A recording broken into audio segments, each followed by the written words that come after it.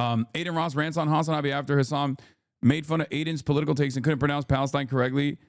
Aiden believes Hasan should be banned from entering America. Full recap. I don't understand how you aren't in jail. I can see you remove your dog from the streams. You are literally garbage. You hate America, but yet you live here. Speed also mispronounced Palestine. No, Speed didn't mispronounce Palestine. When Speed says free Palestine, that's not a mispronunciation at all. He's actually saying it correctly. That's so funny that he thought that was a mispronunciation. You won't call him out because he is the biggest thing in the world, in this world. I know you and your mods have Oshroom talks about on hating on America. You should move to China, and I wish they ban you from here. I don't even know if I want to watch 5 minutes of this rant. What an articulate young man he is. Yeah, me and my mods, we get together off stream and we plot. Yeah. Listen, all I'm gonna say is this, okay? All I'm gonna say is this. There's a lot of content creators who simply treat politics for the vibes, okay? There are a lot of content creators who look at politics like it's just a team sport or vibes or for clout. And if Donald Trump is going to give you clout, you lean into it, right? And then when your fans turn around and say, why the did you push for this, right? Why would you push for Trump to be president? Look how terrible everything is. He's trying to get the hate on you so people stop hating on him about the Rams players thing he did. No, it's not even about the Rams player, the Puka Nakua, greedy merchant memes that he was trying to get Puka to do. It's just in general, like, I think that like a lot of people are souring. A lot of the youth have completely checked out of the Trump train. They were first to go, understandably. They were also the first to like not really care about anything and vote for him because they thought, young men in particular, they thought maybe it'll be a change of pace in a positive and move the country in a positive direction. They believed it, right? And it was dumb, and it was partially because of people like Aiden Ross, right? And they fell for it. And then they started yelling at Aiden Ross. And then he had to be like, oh, I'm done with this politics stuff, gang. And the irony of it all is that, like, they also did it for, I mean, Aiden was doing this for Israel too.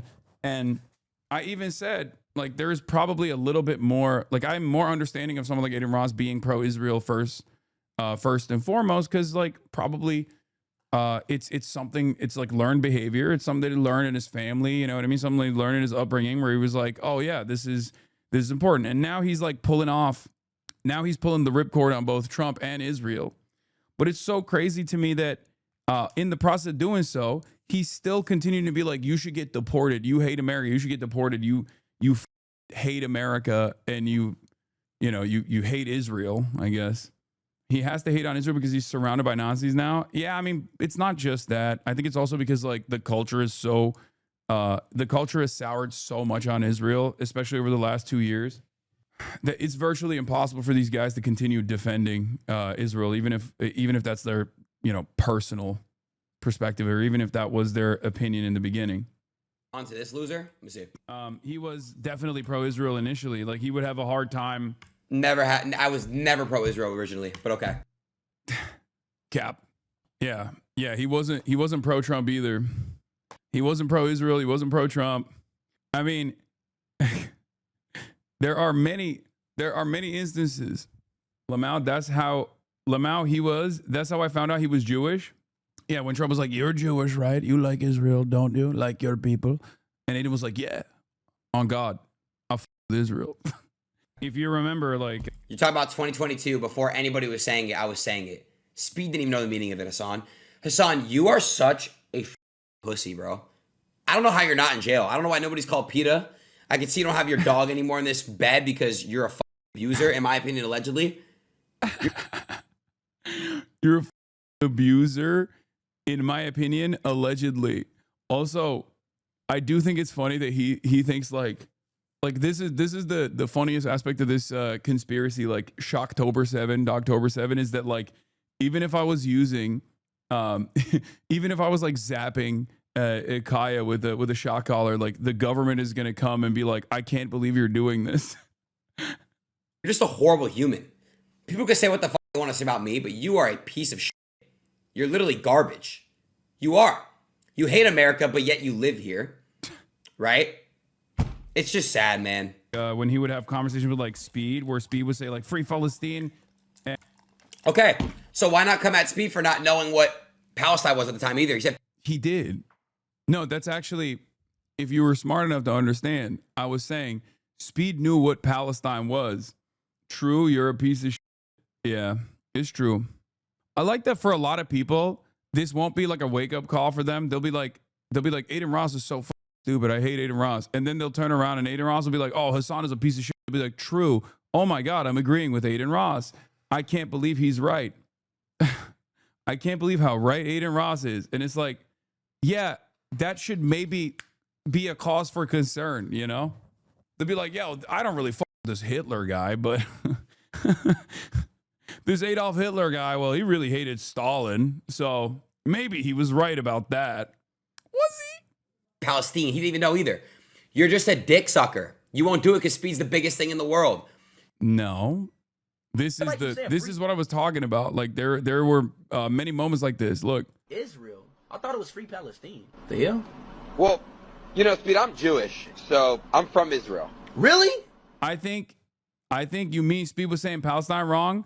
Yeah, I wasn't saying that Speed was saying Palestine wrong. Free Palestine is like Filistin is how you say it. Is actually how you say it in like he's saying it in the correct way, in the Arabic pronunciation. He's saying it in the OG way. So not only is he right, but he's even more right than you think. Aiden Ross thinks saying Free Palestine is saying it the wrong way. That's not the case at all. Well, my descent is Israel. I'm Jewish. Free Palestine, Aiden? Speed, we're not going to go into that political debate, but relax. Everybody keeps saying free. And the thing is, like, I've maintained this position, and people have yelled at me for this, but like I think Aiden is too stupid to like actually have a real political opinion. I've said this many times over, right? Like I don't think he has like any sort of genuine thought behind anything. I think he's just a clout goblin.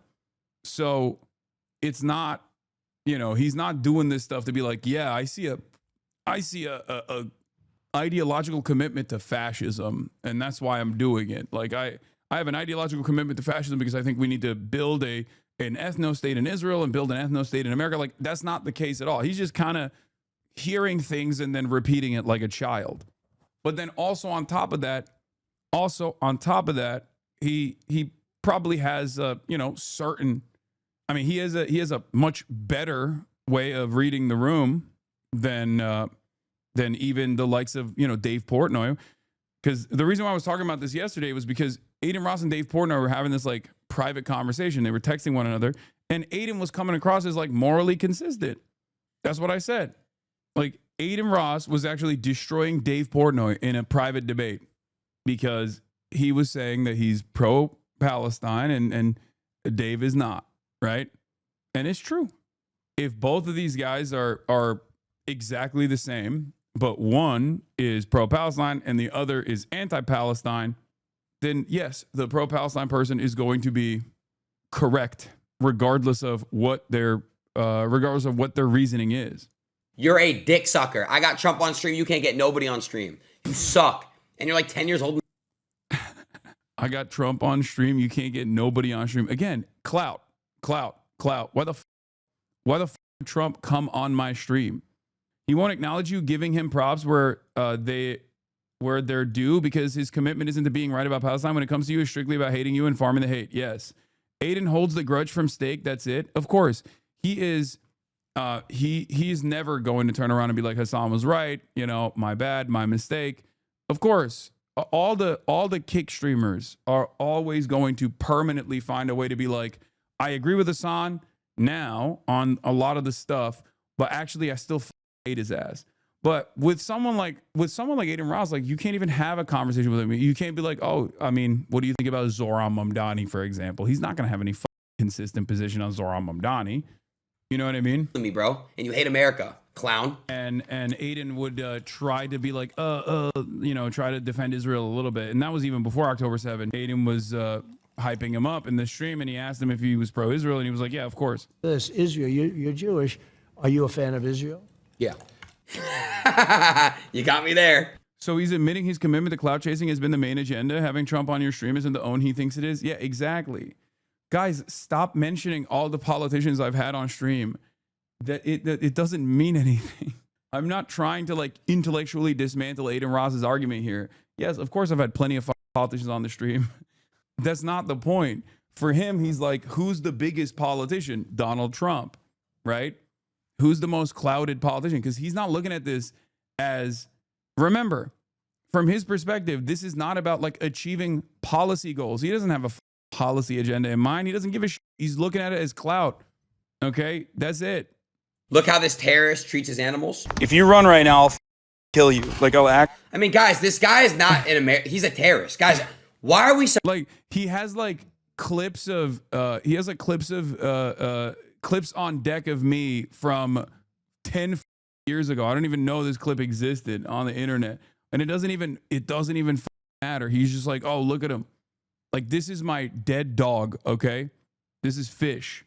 For all the newcomers, my dog Fish, my first ever dog that I had, that I adopted, that was left in a tire store, okay? Who I raised, who unfortunately passed away during COVID. It was devastating, and that was the reason why I didn't. That was the reason why I didn't adopt another dog for many years. And he's like, "Oh, I can't believe it. He's like such a dog abuser." It's like, okay, dude. Which once again, utterly irrelevant to the main point of contention here. Like, it's like we moved on from him. We moved on from him talking about Israel and defending Israel to like, allegedly, in my opinion, terrorism, women beaters, bestiality. In my opinion, not saying this guy, but that's just my cup of tea. Actually kill you, okay? In front of everyone. How did I know that without even knowing this clip? How did I know that? You're born to be violent. Shame on people who want to with this guy. Stated that he was pro-Israel until like recently, right? Wow. Yes, bro. I'm educated on the topic, Hasan. I'm very educated on the topic now. I'll tell you what, Hasan. I will take a course to fully understand the history of Palestine. Great. If you could take a course how to treat an animal properly. Awesome. Let's do it. I love that. Especially considering that not only did I learn a lot from raising fish and didn't have like I wasn't as experienced, but I am certainly a lot more experienced now. Yeah, that sounds great. I love the notion that like not only do these guys run with the fact that I'm like I'm abusing Kaya, but they have no concept of like how to raise an animal or a dog or how to train a dog at all, not realizing that Kaya is not only one of the best taken care of dogs of all time, incredibly spoiled, but also is very good, like really well trained. So yeah, great. I'll take another course on how to treat animals. Your looks are misleading because having followed you for a bit now, I can see you have the personality of a female koala. I don't know if this is a diss or not. I don't know what that means. I like that they're trying to say growth is bad, growth is negative. They won't grow you less. It's for drama, verbatim what that dumbass just did. Yeah, no, that'd be great. Adin Ross learns how to read by reading 100 Years in Palestine. Not even that. Start with Ilan Pappé. 10 myths. Great entry point. Easy to read. I don't know if Adin is literate, but maybe he can learn how to read by reading Ilan Pappé, 10 myths. And then we'll move on, you know? We'll have somebody read it to him. That'd be great. He needs Miss Rachel. I say we do it, bro. Let's do it. If pushed, he would go, oh, yeah, I'm pro-Palestine, free Palestine, some shit like that. I've kept the ever since that Trump stream, which I did say it there. You got me there. Every time it's brought up, I always show respect and love towards it, bro. Hasan, did you know that your fans, a lot of them, bro, if they went over there, I'm pretty sure they would die. Yes, bro. Israel would kill them. Like, look, this is why it's so funny when these go like, free Palestine, free Palestine. What do you want me to say? But also, they are vicious. They would kill all your fans because all your fans are gay. All your fans are gay and trans. And that's what Hamas would do. Hamas would kill them. Okay, bro. What are you, Charlie Kirk? The do you mean? You can't, on the one hand, say like, oh, I'm for a free Palestine, but then also on the other hand, do pro-Israel propaganda like you're doing here. Even your audience is probably going to understand that. Yeah. Who would kill me or my fans if we were to go to Gaza? Would it be Hamas or would it be Israel? It would be Israel. This kind of dumb argumentation immediately gives the game away. Okay? You start saying stuff like that. And it's very obvious that you're maybe not actually invested in the liberation of Palestinians, invested in a free Palestine, you know? Not even joking. Like, you are a hypocrite. You're a piece of shit. Someone in his chat say he won, not gonna lie. Yeah. One more word I want to think of you. And allegedly, in my opinion, a dog abuser. This was such a stupid take that like even Aiden's fan base didn't believe this. They were like, dude, what the f are you talking about? Like you were entertaining this contract about coming to kick in the beginning. Don't lie. Don't do. You were. You absolutely were. He still does this thing. I don't know if why. If I am lying, kill me right now. Do that. And guess what? You would have taken the crypto money from Stake. So you don't even make any sense. You suck. I like this conversation, this hypothetical, because I objectively did not. Even XQC denied that, I think. Yeah. Like, what are we talking about? Okay. What do you mean? Okay, like you're making a claim, but I never got paid from Kick, so obviously, like you have to add additional qualifiers to this. You know what I mean? You have to give us some examples of why you're saying this. You can't just like say something like this and then let it hang and then be like, oh well, it's my word against his. It's like, okay, but the evidence is the fact that I never went to Kick. I'm still on Twitch. I don't even take money from, you know, Polymarket and other gambling companies as well. What do you mean? God smite me if I'm lying. Okay. He saw. He's obviously going to deny it, but he did. Why do I hate America, by the way? Because of America's continued allegiance with Israel in the process of doing a genocide. Okay? You're so fucking retarded, dude. Holy shit. You're so fucking stupid. No. Your head moderator said that she wishes PTSD on veterans. Okay? So. That's not even me, for the record. So how is that even relevant to this conversation? Okay? We're not even going to get into the nuance of what Frogan said. Frogan said that if people are still celebrating all the shit that they did in the Middle East, like, you know, then she doesn't mind if they have PTSD, right? She also said that she doesn't wish PTSD on veterans who served and absolutely hated what they did and you know, got and wanted to make up for the wrongs of the past. But ultimately, how the f is that relevant to this conversation? I'm saying the reason why I get mad at America and the American government is because of America's unlimited support to Israel as Israel's doing a genocide. If you were anti-Israel in the way that you claim you are, you would be going, you know what? He's actually right about this. See, that's the difference, okay? If this was a legitimate point, a thing that you actually believed in, right? If you were actually free, if you were actually for a free Palestine, if you were actually anti-Israel, if you're actually critical of Israel at all, you would turn around. You would turn around and say, you know what? Hasan is actually right about this. I was wrong for calling him a terrorist here. Because it's ironic because many in his fan base have probably also been. There's a lot of Arabs in his fan base. There's a lot of Muslims in his fan base. They get called terrorists in the same exact way. In the same exact way. And probably were called terrorists the same exact way their entire lives, far before October 7 even, for saying anything about America's interventions in the Middle East. I already know you guys have off conversation talks together about how you hate America. It's not, you obviously hate America, bro. It's very, very clear. I've watched a lot of your clips. He won. He cooked you. He up 2-1 on you. You got served. Bro, fight back with smarter words. He won. Facts. You know you don't like America. You should have honestly moved to China. He won, not gonna lie. You forget how to speak. He cooked you. He won. Oh, I'm mogging him. Check my last message you watched. I think Aiden objectively won here. He clearly stated if he's wrong, then unalive him. You are clearly not going to do that insane thing. So checkmate. Sorry about your loss. Yeah, he says strike me down if I'm lying. I know. I really wish they fucking just banned you here, bro. That's it. That's why these like, oh, you hate America. You hate America. Because I kept saying, I don't think America should be giving unlimited weapons to Israel. Which I fully agree on, too. That's not the... Okay, so then why the call me a terrorist, bitch? Suck my dick. That's the whole point.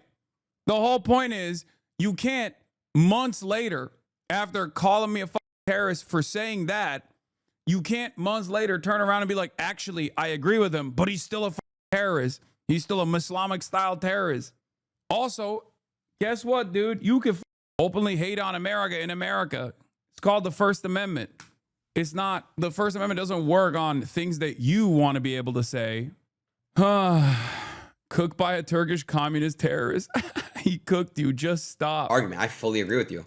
I say, why do we worry about other countries? Well, we can just worry about America. I'm on the same page as you. As Israel is, yeah. Then why the call me a terrorist who needs to get banned and deported? That's the whole point, dumbass. That was the point that I was making in this video. This is the problem. Okay, you can't actually have a serious conversation with people like this because, like, low key, they are a little too stupid. Like, no disrespect, but yeah, you might be a little too dumb to actually have a serious conversation with because you're just not picking up what I'm putting down. You just don't understand the point I'm making, and you're going through the process of trying to listen and trying to understand the words that are coming out of my mouth, but you're not actually understanding it. It's just, you're not noticing the contradiction. You're not noticing the point I'm making. The point I'm making is that for 2 years, you call me a terrorist for saying Israel and America for aligning with Israel as Israel was doing a genocide. What the is America doing that? America should spend all that money on Americans as opposed to Israel's death and destruction campaign. Okay. You called me a terrorist for that. You're still calling me a terrorist for that. In the process of me describing, if you actually agreed with me, you wouldn't be calling me a terrorist. You'd be saying, Hasan is actually right on this. I agree with him. My mistake for calling him a terrorist. The entire reason why these been calling me a terrorist is because of my anti-Israel position. Now they also want to play this song and dance where they want to act like they are anti-Israel too, while still in the process of calling me a terrorist. Why are you a mouthpiece for Israel then? If you're anti-Israel, you can't be a mouthpiece for Israel. You can't have it both ways. And the same goes for Asmongold too. Okay? The same goes for Asmongold too. It's not just Aiden Ross. And Asmongold's obviously smarter than Aiden Ross, but it's the same. Same goes for anyone that tries to be like, oh, you know what? Actually, I also am anti-Israel now. I've decided because it's the popular thing now. I'm also anti-Israel, but you're still a terrorist. It doesn't make any sense. It's because, yeah, but you're Muslim, brother. I know, but these guys all have a ton of Muslims in their fan bases too. This man has found himself on the wrong side of basically every issue. And the one time he's on the right side of this issue, finally, he's still on this. Because you're a terrorist for a million different reasons. It's not just an anti-Israel position. Dumb, literally mock 9/11, brother. First of all, if you are not 48 years old, the idea that there is like any sort of salience on the subject matter is so funny to me. Where you're like, you mocked 9/11. I said America deserved 9/11 because America interfered in the affairs of the Middle East and then ended up causing 9/11. Okay, that's what the point was. A point that many people also agree with. Is called blowback. Okay, there's academic consensus on this issue. You can't just like keep saying, oh my God, you mocked 9/11, smooth brain. Are you 48 years old? The f are you talking about? You mocked 9/11. Yeah, Hasan hates Hasan and his beliefs, comes to realize Hasan's beliefs to be correct, finds a new clip of Hasan, hates Hasan and his beliefs. The cycle continues. Yeah, people they hit the second tower jokes every day, and this guy's trying to be a hysterical piss baby in my chat. Oh my God, you mocked 9/11. What are you talking about, dude? Like, I love that the motherfuckers say, oh, you're virtue signaling every goddamn day. Will sit there and unironically virtue signal on this issue, conducting a genocide. Which and I agree. All these little bitches are saying the same shit. It's funny because it's true. Actual W from Aiden. Wow, Eden. Everyone agrees with me, Hasan, because everyone knows how much of a piece of shit you are, bro. Sorry, bro. The entire comment section here, they believe me. They believe me. They don't believe you. One thing about me, my friends aren't accused of SA, abusing animals. Wait, what? My friends are accused of SA and abusing animals. What the f is he saying? I feel like all of the people who want to be like, I don't actually want to disagree with Hasan. I can't really find myself disagreeing with Hasan. Also, your friend is Andrew Tate, so I don't know what the fuck you're talking about. Jesus Christ, this is one of the highest profile sexual misconduct cases, like rape cases, that is globally known. Okay, you smelled the seat of a man who is an international criminal. Okay, and also Donald Trump. To be fair, you gave him like gifts and remember when he gifted Donald Trump like a Rolex that was way above a campaign contribution limit, and I said, hey, that's illegal. You're actually going to cause issues from the FEC, and he turned around and made it seem like it was my fault. Like I'm the one who, because I realized that the gift that he gave Donald Trump was way above the legal limit for what you can give to someone running for office, okay, that he would have to return that gift, that Trump would have to return that gift. He got mad at me. First, he didn't believe me, okay? First, he didn't believe me. He said, no, that's not the case. You're stupid. And there were so many of these dumb who were like, oh, you're so stupid, Hasan. You made that up. You made that up. That's not a real thing. And then when the FEC literally forced the Trump campaign to actually return the gift, he turned around and made it seem like I was at fault. Like I was the one who notified the FEC or some shit. Dog, you did it in front of 500,000 people. Like Aiden Ross gifts to Trump might have broken campaign regulations. Updated. Exactly. I'm just going to give it to Barron Trump. There's no word about Ross or what Trump will do about the Cybertruck, though. Interesting story. This is what I mean. These guys are so stupid. It's like you kill someone on camera and then someone goes, hey, that's murder. That's illegal. What the fuck are you doing? And then they go, oh, dude, you snitched on me. It's like, well, you did it on camera. You did the crime on camera. It's not my fault. This shit, bro. I'm going to tell y'all like from the ground up. We're going to react to everything. Hasan, bro, you really got issues, bro. Yeah, he said it was my fault. And not only that, but if you remember, this Trump Glazer, Trump Dick Rider, Israel Dick Rider, number one streamer in Israel, Aiden Ross, also turned around and was like, I'm putting a bounty on you. He said he was going to give $1 million in cryptocurrency to anyone that could basically make up any lie they could about me that was believable. Okay. He was like, I'm giving $1 million. It was ridiculous. He put a crypto bounty on any allegations that might come forward. He begged. He was like, I'm begging to I'm hoping to God that you have allegations. It was crazy. I swear to God, Hasan, Abby, you have actual issues. All right? You got some real issues. So, chat, I have to just clarify. I have to take that Rolex back. There's a presidential Rolex that I gave President Trump. I have to take it back. And I'm just going to give it to Barron Trump. All right? So, Hasan, you're right, bro. All right? I'm not giving it to President Trump. What do you... There's not...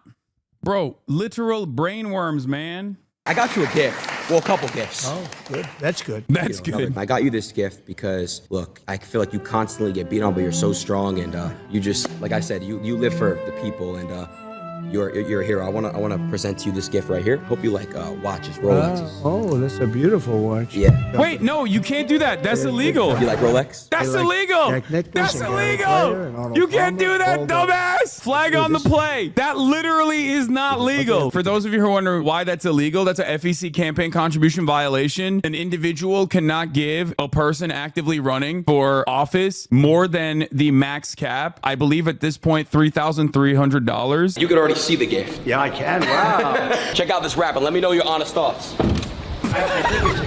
I got you a gift. Well, a couple gifts. Oh, good. Yeah, he was mad. He made it seem like I was the reason why. I was the reason why he got caught or something. He did it in front of 500,000, man. That's what it is. You get jester's privilege, okay? You get jester's privilege. You can be like, oh, I'm a dumbass. I don't know what I'm doing. Whatever. It doesn't even matter, right? Over and over and over again, and then that's it. My point is, don't come for me, okay? If you actually agree with me now, if you actually agree with me on saying Israel, saying free Palestine, then stop calling me a terrorist, dumbass. Why are you doing Israel's job? Why are you literally working alongside the ADL when you do that shit? 'Cause that's who's calling me a terrorist first and foremost. Surprisingly, his chat was typing Hasan is right during various moments in this clip. Of course, because his chat also is obviously, for a multitude of different reasons, maybe some good, some bad, anti-Israel. I just don't like this everyone's moral and consistent with what they believe in and shit like that. Because Hasan contradicts himself all the time. I don't. I have been morally consistent on this and every other political issue. And not only have I been morally consistent, I have a literal fucking degree in this shit. But for so many people, unfortunately, for a lot of people, I mean, they're just stupid. Like, it's not that complex. They're just kind of stupid. There's a lot of kind of stupid out there who just go, he really cooked on this. He really cooked on this one. It's like, why did he cook on this one? I don't know, because he hates Hasan and I kind of hate him too. Engineer a consistency. Yeah, man. Not only do I have a degree in this, but I've also been saying the same shit for a decade plus. Like, what are we talking about? That's one of the funniest parts about the people that are like, that's one of the funniest aspects of people that are like, oh, dude, you're a grifter. And it's like, brother, you a couple years ago were talking about, how pro BLM you are. And now you're literally pro Trump on collaborating with everyone that says black people are animals and while simultaneously talking about how sad you are that you even like promoted Trump and that you're out of the politics game, and also calling me inconsistent. It's so stupid. Yeah, the other crank XC lied to his chat and said you don't have a degree. I do. Not that it fucking matters, but I do. We're gonna get into FaZe Gate. FaZe Clan influences exit over contract dispute with new owner, from Cecilia D'Anastasio on the Bloomberg Tech side. Great reporter. The future of the popular influencer group FaZe Clan is in flux once again after several members announced their departures this week following failed contract talks with new management. The members known as Adapt, Jason, Ronaldo, Lacey, and Silky all posted on X that they had left FaZe. The website for the group lists 6 members, only one of whom, Rage, hasn't publicly announced that he's leaving. 14 years, Adapt said online. Technically, I think it's Rage and Kason that have not left from from the people that were there and the people that also were collaborating with everybody else. 14 years, Adapt said online. Over half my life, I'd be lying if I said this didn't hurt, but it had to be done. None of the members responded to requests for comment. The current financial structure of FaZe is unsustainable, according to Matt Kalish, Chief Executive Officer of Heartscope, a FaZe investor. He gave the influencers who operated from a multi-million-dollar Los Angeles mansion the option to go independent or sign deals with Heartscope. He ended talks with them last week and plans to continue on without them. My best guess is they're all good kids and have a lot of people in their ear and are confused, Kalish said in an interview. FaZe had subsidized a lot of their expenses, he added. The influencer, people who didn't leave probably have a really nice contract. No, I doubt it. I think that the people who didn't leave probably have a very different contract and they weren't, and that they're like locked into it still. I suspect that the ones who didn't leave are in a totally separate situation. Like they probably had an earlier one. Maybe even a more aggressive contract, as a matter of fact. So like the timing is probably different because like Rage signed, I think either earlier or after everybody else. Like I think he re-signed, or they might have like ownership stake as well. I suspect that there's probably a little bit of ownership stake at play here as well. But the influencers felt like the terms Kalish offered were unfavorable, according to a person with knowledge of discussions who asked not to be identified. The talks have gone on about half a year. Plaqueboy Max, another FaZe influencer, left in August. He explained why in a live stream post on Thursday. We have no control, he said. There was no control, and it's like we're puppets. At least that's what it felt like. A co-founder of sports betting site DraftKings Inc., Kalish began investing in FaZe last year. He said he's put $10 million into the talent group over the past 18 months to expand their careers. Kalish launched Heartscope as a way to turn creators into next-gen media moguls. The business connects sponsors and fans with personalities who stream on content sites like Twitch. Founded in 2010, FaZe began as a group of friends posting their video game play on YouTube. They were among the pioneers of the group house concept, where players lived and streamed together. As its online audiences grew, FaZe expanded into esports teams and million-dollar sponsorship deals. After an anticipated $1 billion valuation when the company went public in 2022, FaZe became a penny stock amid concerns the company's primary business model, sponsors brands, did not form a stable basis for growth. FaZe influencers struggle under various leadership arrangements. In 2023, the company fired Chief Executive Officer Lee Trink after allegations of poor spending decisions and disagreements with talent. Lee Trink is the guy who claims he's still a co-founder of FaZe, the pro-Israel guy. FaZe esports organization remains with GameSquare Holdings Inc., which acquired the parent company of FaZe for $17 million in 2023. So here's the thing, okay? Here's the thing. FaZe went through a lot of structural issues. Okay. FaZe went through a lot of structural issues. They were always, it was always hype and aura, right? And one of the things that happened leading up to the 2022 SPAC, where they did like a mini IPO, like not a real full-blown IPO, but basically like when they became tradable on the stock market, as Cecilia says, became a penny stock, basically, was when there was a lot of issues with the corporate side, right?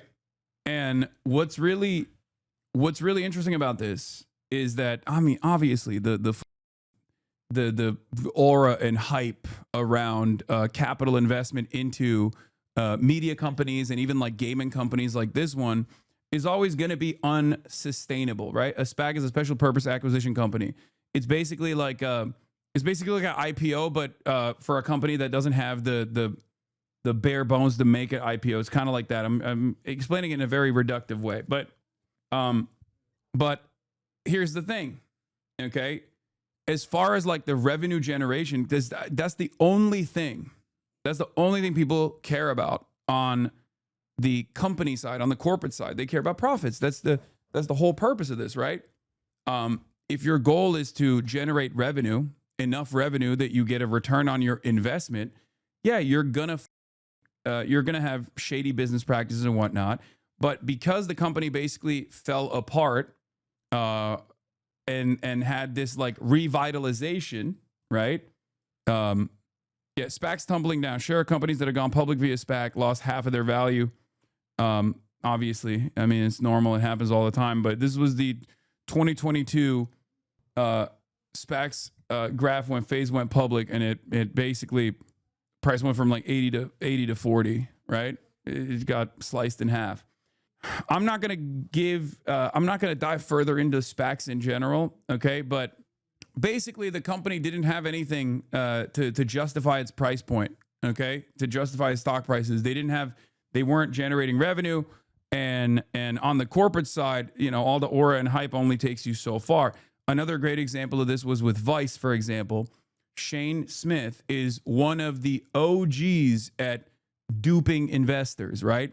Really beefing up your valuation without actually having anything to show for it. Vice was popping at the time when I was at the Young Turks. I remember it very clearly, and he had a swift exit after he sold it off like a pump and dump, basically. Sold it off for like, a $1 billion evaluation. And Vice at its peak was seen as a more valuable media company than the New York Times was, right?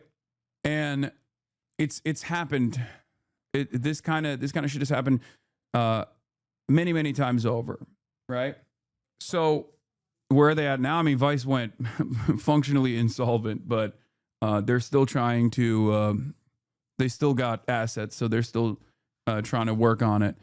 But yeah, a lot of these companies, they get big corporate investors, or sometimes even worse, like VCs get involved, and VCs just want to pump up the stock price and then exit or sell it for scraps, right?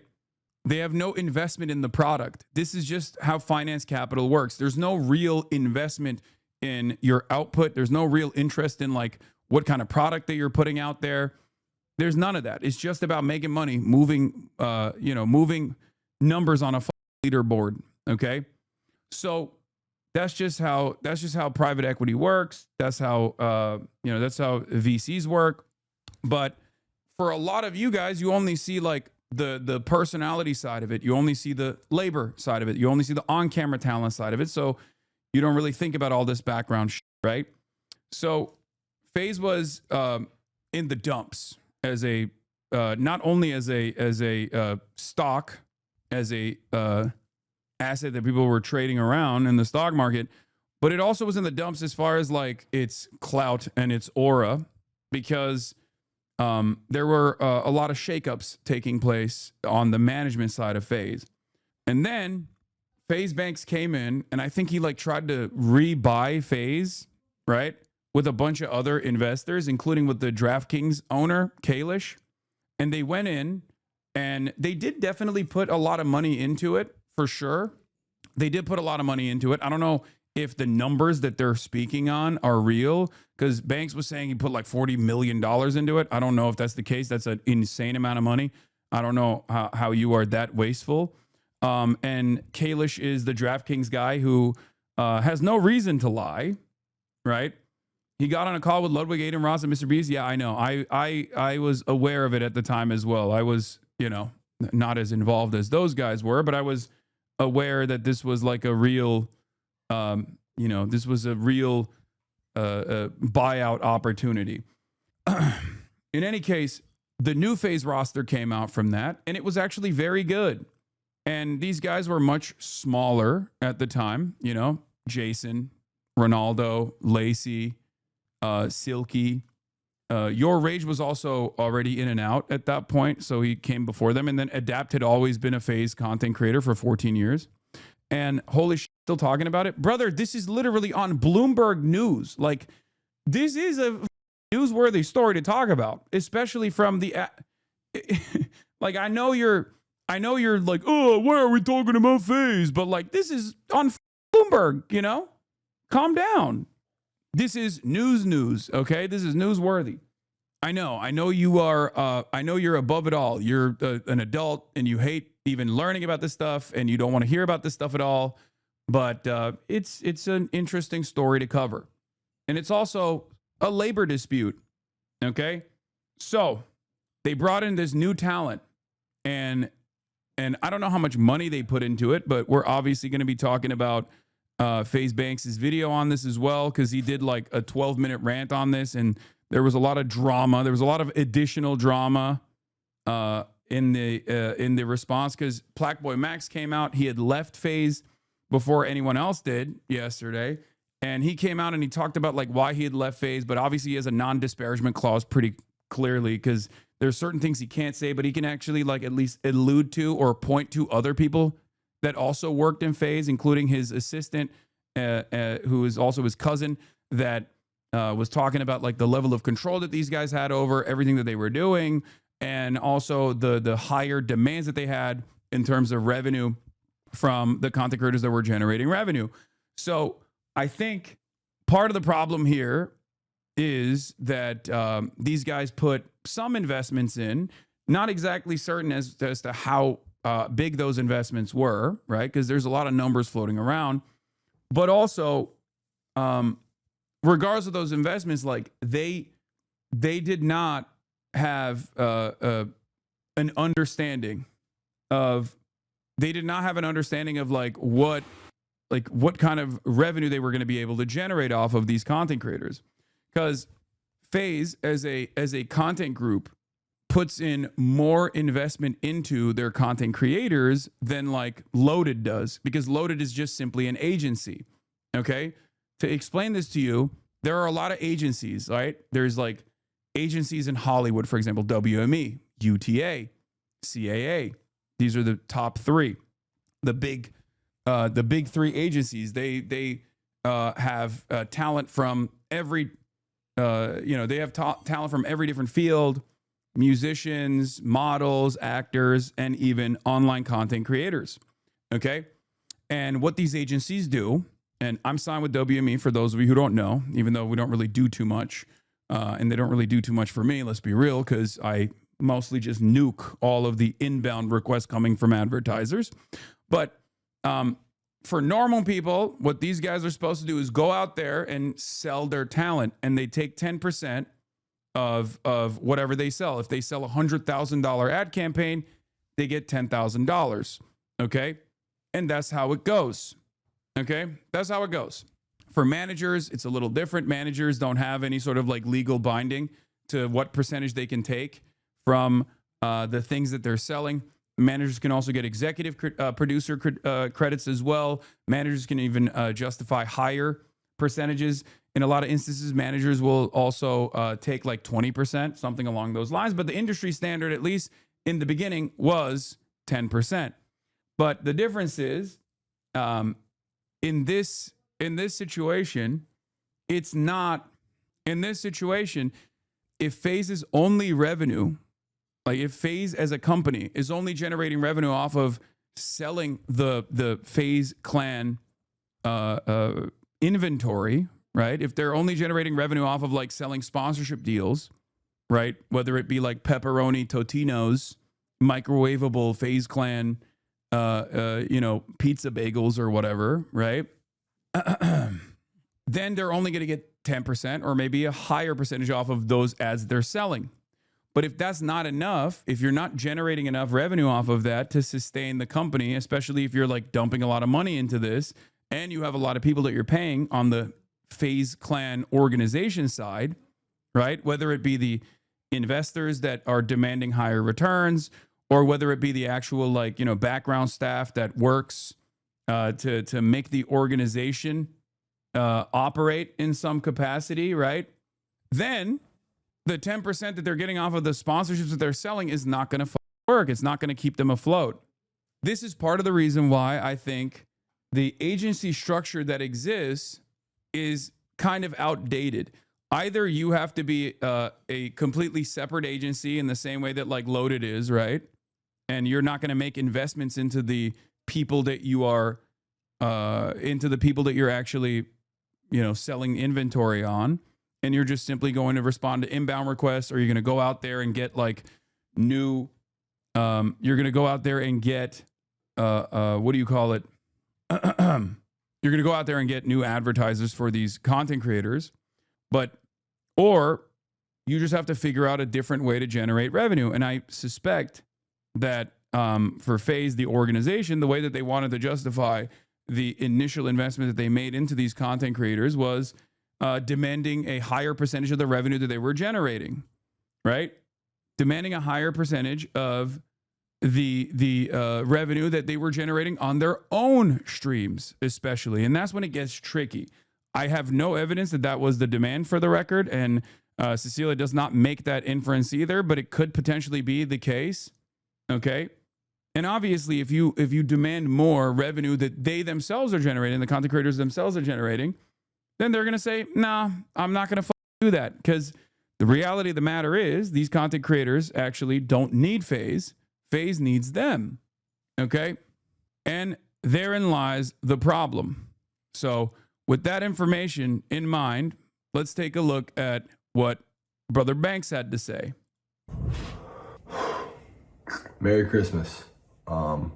From Banks, formerly known as FaZe Banks. What a terrible day. What a terrible year. I left FaZe 5 months ago. And this wasn't for a narrative. This wasn't for the camera. This wasn't for Twitter. This was very, very real. It was off the heels of some Twitter drama, and the boys were, getting blown up in their comms and in their chats. And as we all know, in this world, wacky, strange world of streaming, that's really all that matters. These streamers, all of them, every last one of them, are forced to appeal to their comms and their chats and narratives on Twitter. And if they don't, they lose viewers. If they don't, they take a hit financially to their career. And this has a huge effect on who their friends are, who they're in relationships with, all of it, everything. The way they treat each other online is completely 100% based and rooted in the feedback that they get in real time from chats and comms. So again, as somebody, an old man, 34 years old, you guys never let me forget it. Okay, it's not that old, man. Chill. There are some of us who are also 34 years old. Who no longer makes content, who doesn't have a stream, who doesn't have his own platform. It's impossible for me to create a narrative or control my narrative or really respond. Not that I really give a f to anyways, but yeah, all this drama is created, and we get on a call 5 months ago and the guys are like, listen, we're over the drama. We think it's best if you just publicly step down from FaZe just to cool down the drama online. I reacted very emotionally to this. I was obviously took it very personally and was offended because, again, I used my entire network, every dollar that I've ever made, everything that I've ever had, this brand that I built, I used all of it as leverage to start these guys as a content group and to kick this off with the sole goal and intent to bring FaZe back to the top, which we did. We did that all collectively. Over the last 2 years, FaZe has won Org of the Year twice. And yeah, I was the first guy in the room. These guys would have never lived in a house together if it wasn't for me. These guys are all at minimum 10 times the size in terms of audience and platform now as before they joined FaZe. These guys have all made millions and millions and millions of dollars in the last 2 years, and none of them could ever dispute the fact. Max just said it himself on his stream. Joining FaZe was one of the best decisions I ever made in my life. I've heard that from Lacey, I've heard it from Silky, I've heard it from Jason, I've heard it from Ron, I've heard it from Adapt, I've heard it from every single person that's ever joined FaZe, specifically these guys. And I'm here to tell you, as former FaZe Banks, this was one of the worst decisions I've ever made in my entire life. So, there is some, I mean, like joining FaZe and like creating a content group, going under the banner of FaZe was a mutually beneficial situation because FaZe was in the as a brand, right? And all of the new talent that they brought on, who were obviously very talented in their own way, was able to revitalize the brand. But it's crazy to say that it was because of FaZe that these guys were able to pop off. Like it was their own talent, right? It was their own talent. It was their own timing, comedic timing. It was their own entertainment that they were creating. It was the friendships that they made. Like, it's not like these guys were tiny content creators either before they joined FaZe. They were up there. They were nowhere near as big as they are now, but they were certainly having a blow up. Yeah, Jason had 9K average viewers before FaZe because he was collabing with Cutie and others, Law, so he was already big. Ron had also, like, these guys had basically mastered the like the TikTok clip feeding back to your live stream meta even before they joined FaZe, right? So you're just gonna glaze them? What? First of all, yes, I am gonna glaze them. I think they did a great job, and I've always said that they've done a great job, and I will continue saying that.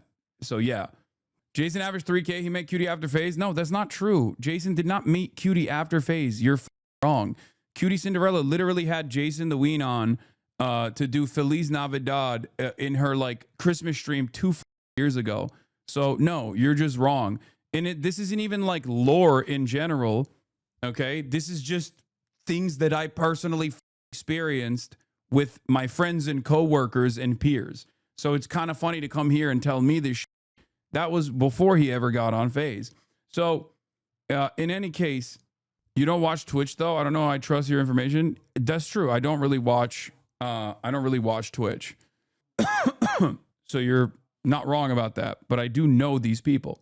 So, oh my God, this guy's still complaining about the fact that I'm still covering this. Anyway, so they brought these guys who were already building their own audiences, who already had a pretty decent understanding of how to make content, right? And you know, it was the connective tissue. Like being under the FaZe banner certainly brought them together. So there was definitely some investment there. Okay, there was definitely some investment there. But to say that this was just because, of FaZe would be wrong. Okay, it was mutually beneficial for sure. But at the end of the day, FaZe as an organization needed the talent more than the talent needed FaZe. And that's precisely what has happened now. That now they have no talent left because they all left one by one at the same time. And that's the reason why this is newsworthy. And I think the problem here, is the additional demands that they were making on the organization side in order to justify the revenues that they were not generating. So they wanted to generate those revenues off of the content creators and the revenues that they were generating themselves, right? Like their subscriptions, for example. And when you actually demand money from the individual content creators, like from their own subscriptions or from their own revenue that they're generating on their YouTube pages or their TikTok or whatever the fuck, it's just not going to work. Of course, they're going to be like, nah, that's not happening. Okay. And I think that ultimately, this is what it comes down to. Look, see, he says these guys had free housing, free filmers and staff, all FaZe channels, 0% income shared. Their money and platforms all skyrocketed after meeting me, but I'm the bad guy. None of it makes sense. And like I said above, I'm going to get into all the details tomorrow. The thing is, like, even if you actually hired the initial cameraman and stuff, right? Even if you hired the initial cameraman and stuff, this is one of the only parts of a labor corporate structure that genuinely benefits the labor side, because the labor side has way more salience and is in front of people. So partially the reason why I'm talking about this is because you can't have a similar issue like this in a regular workplace where people immediately understand, because they don't have a parasocial relationship with like the delivery drivers, okay, that are delivering your packages. But they do have a parasocial relationship with the content creators. So they automatically understand that FaZe is nothing without the content creators. They're not as replaceable as your bosses in your regular ass workplace will have you feel like you are replaceable. Okay? Then what is the point of FaZe? Well, therein lies the issue. Okay? Therein lies that is the problem in and of itself. They didn't actually come in and be the connective tissue and maybe make more reasonable. Yeah, he's doing a stream today. How does free housing go together with PBM having to pay $20K a month for the guest house? Exactly. They didn't, for the new talent that they brought on, if they had spent less money, okay, and had a better revenue share agreement from the start, I think this wouldn't be as big as an issue. But they went in, they dumped a boatload of money, as they usually do. And I think they wanted more. They wanted more in return for that initial upfront investment they made into like the expensive house that they got for everybody, for example, right? I gave up my entire adult life to this. I have put myself in millions and millions and millions of dollars in debt. I have never made not one singular dollar outside of my... FaZe boys are not workers. No, in this structure, they absolutely are. What do you mean? If the company's output is revenue generated off of advertisement that they're selling on the streams, then yeah, they are the people that are actually doing the labor. They're technically doing the labor. I know it doesn't sound like a regular structure, but in entertainment, this is how it works. Salary via FaZe, not selling it, not buying it, raising money. I've just put myself further and further in debt. Yeah. Do you believe this, that he made $0? I have no idea. I don't know, because I feel like he must have exited, right? Like if he sold his shares, if he sold his like ownership stake in the company, then he did exit and they paid him for it. So I don't know how he's saying like I made $0 off of it. I think what's really interesting about this conversation, what confuses me about this conversation, is how he's saying like, oh, I dumped 40 million into this and then I got nothing in return, even though he like owned a significant percentage of the company, right? But what I don't understand is like how you made I mean, maybe he made zero profit, maybe he lost money in the process. I don't know. I don't fully comprehend this at all. Singular dollar outside of my salary via FaZe, not selling it, not buying it, raising money. I've just put myself further and further in debt. Yeah, I think FaZe to acquire and all the costs. It's like the iDubbbz Creator Clash. Why are all creator events so poorly managed? I think it's because these kinds of things are incredibly difficult to put together in general. And that's why there is a need for professionals who specifically make this kind of stuff work. When you have content creators or former content creators getting into the managerial side of things, it makes things way more difficult to put together. Like it's just this is what I explain to people all the time. Whenever, why don't you start your own news company? Why don't you start your own media empire. And I'm like, that's not what I'm good at. Okay. I know my limitations. And this is the problem. I'm not ever going to be in a managerial position. I don't want to do that. Okay. I can't do that. I don't want to do that. I'm not good at that. And this is part of the reason why, even though I had opportunities to get even like ownership stakes in other orgs similar to this, I have said no over and over again. Even when people have asked me like, oh, do you want to co-found an organization? Or if you want to join an organization, I've always said no. I've said no to joining an organization as a content creator because I don't think it's valuable for someone like myself. It can be valuable for others, especially smaller content creators who are just starting their careers, right? But I've also said no to the ownership side of things as well because it's just it's complicated. It's like a difficult. It's a job in and of itself, and it's not within my skill set. Okay. Costs for these guys' careers over the last 2 years, I think ballpark $40 million. And I think probably collectively these guys have had to have probably made like 20 million in the last 2 years collectively, I would guess. And not $1 of that 20 million has ever gone back to FaZe. Never mind me. Even if it did ever go back to FaZe, that shit, it's not mine. And I just can't believe it. I can't believe I'm in this position now where people are calling for my head. People are wishing for my death. People are telling me I ruined FaZe. I ruined FaZe, guys. I ruined it. When I have had not one say in anything that's gone on in the last 5 months, and I set all this shit in motion in the first place. I ruined it. I ruined it. There's 5, 6 individuals who are multimillionaires and have beautiful careers ahead, and God bless you, and I wish you guys the best, and I ruined it.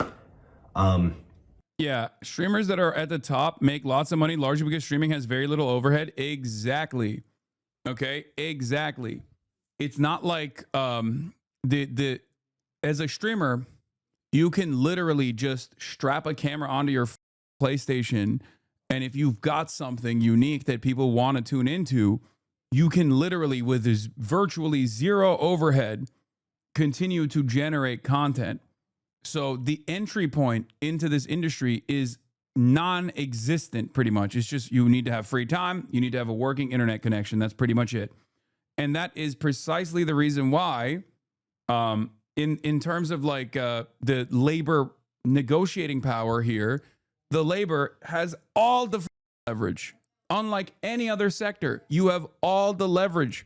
So of course, when a company goes in and tries to do corporate they're going to be like, the are you talking about? For example, if someone comes in and says, I need you to, if the company comes in, FaZe, let's say, in this hypothetical, comes in and says, I need you to pump this cryptocurrency, right? I'm using this as a pure hypothetical. The content creators themselves can literally just turn around and say, no, I don't want to do that. And you don't really have any say in this process. As opposed to in a normal work structure, if your boss tells you you got to do something, you got to do it, right?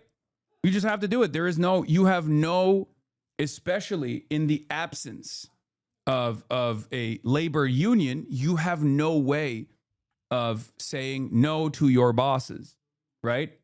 Same goes for even like gambling advertisers like that. I mean, they were partially owned by DraftKings. I suspect that there was also a lot of like DraftKings sponsorships that were coming in as well. They wanted to use the existing audience, the inventory, in this case is the eyeballs that these guys are getting, right? To farm, you know, potentially like advertisement opportunities for DraftKings or maybe other like, you know, gambling sponsors and whatnot. If they say no to that from the corporation side, if the corporation doesn't give a fuck about the ethics of it all or the content that might get put out as a consequence of this, from the corporation side, that's like potentially millions of dollars of revenue that these guys are saying no to. They're going to say, the f do you mean you're saying no to $1 million? Get to work.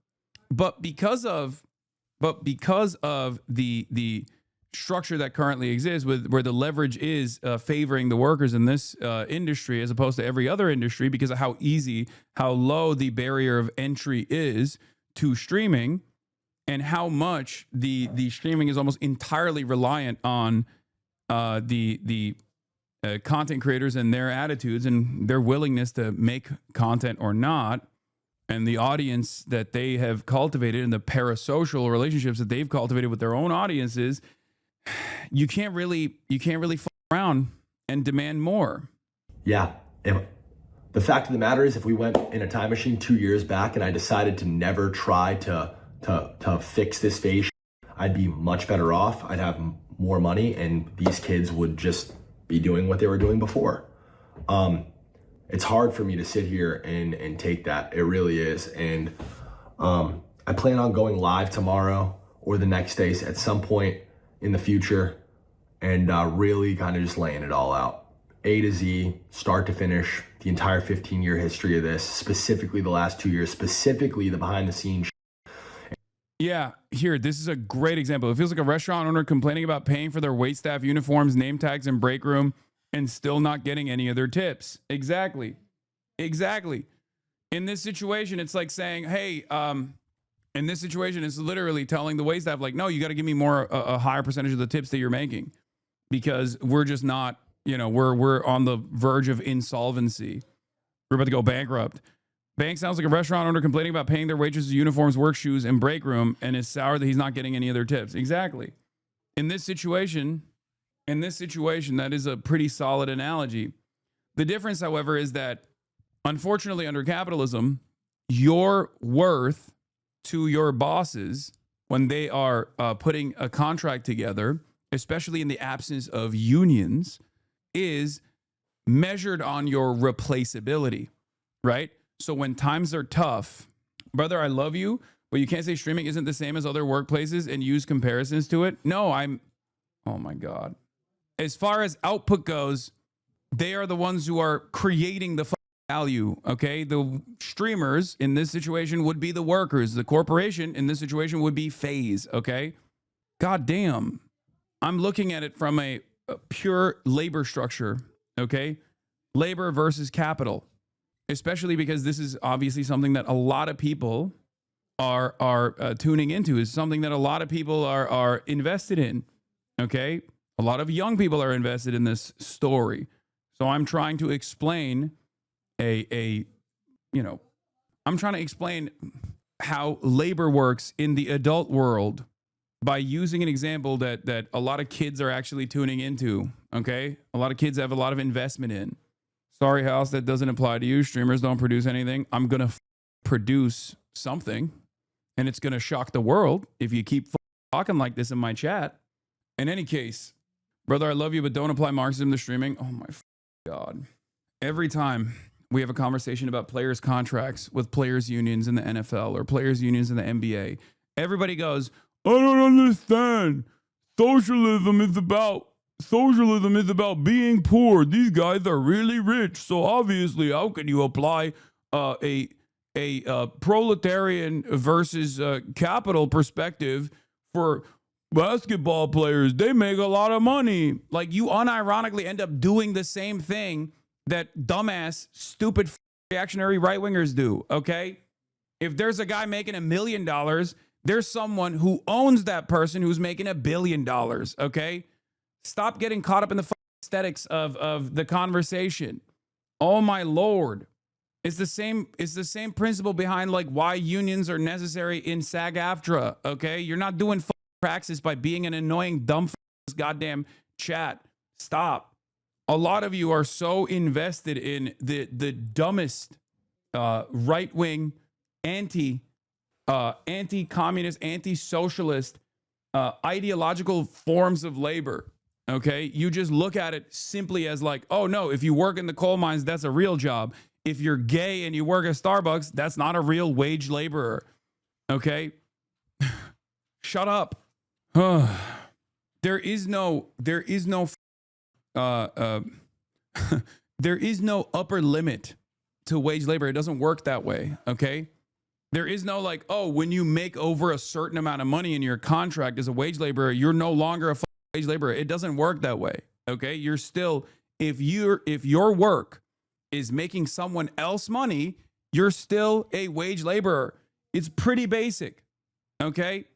If what you are doing, whether you find it to be gay, woke, lame, not necessary, stupid, doesn't matter. If someone is making money off of you clicking go live every day, then yeah, no matter how much money you're making, no matter how much autonomy you have over it, no matter how much control you have over how much money you're making, there's still someone else making money off of you.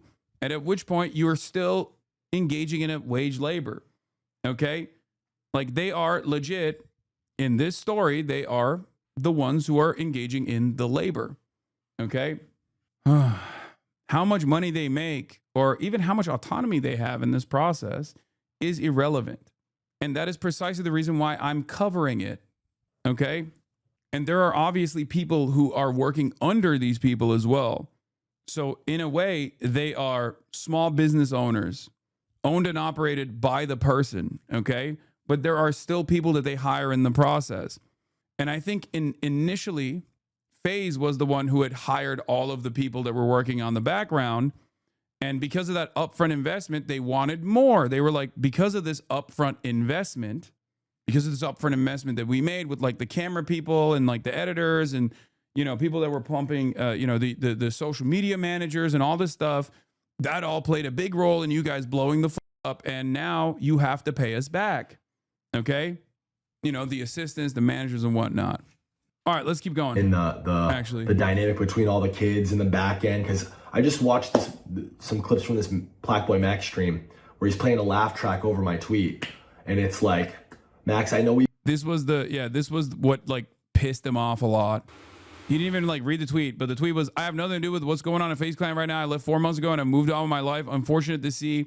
Wishing everyone involved the best. If there's anything I could do to help, I'm here. Nobody loves FaZe more than me.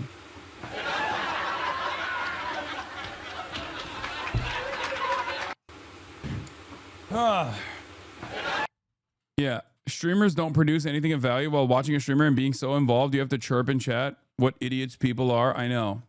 It's entertainment. I mean, it's not like productive in the sense that like we're not building. We're not putting out steel at the steel mill. Okay, and yes, it is not necessary. Okay, the world would move on without entertainment. Just like what I do is news and commentary and also entertainment, and the world would be perfectly fine without me. As a matter of fact, a lot of people would probably lose a lot of money if I wasn't around all the haters that make a shit ton of money off of this, the fuck Hasan content. But ultimately, they are still generating value for someone else. We've had like our individual differences, and I know I haven't really seen eye to eye with a lot of the talent because truthfully and honestly, I find you guys all to be incredibly ungrateful. I find you guys all to have insane egos, and I think it's disgusting and makes me sick to my stomach that your guys' relationships with each other. He got real Toronto here. Sick to my stomach, fam. And with every other streamer, and your community included, is so incredibly fake. You guys are the best actors on planet Earth, and you've made a complete career out of all of it. Max. This part I don't believe. I think he got emotional and I think he got mad and I think he just wanted to like throw a little bit of a grenade into the convo to invite suspicion. But obviously, like, I don't think people are going to believe that regardless. But I think this was not correct. Also, some of the older stuff that he brought up, as far as like when people weren't friendly with one another initially, that part is true, right? Here, like when they first began, when they first were building FaZe, like the new FaZe.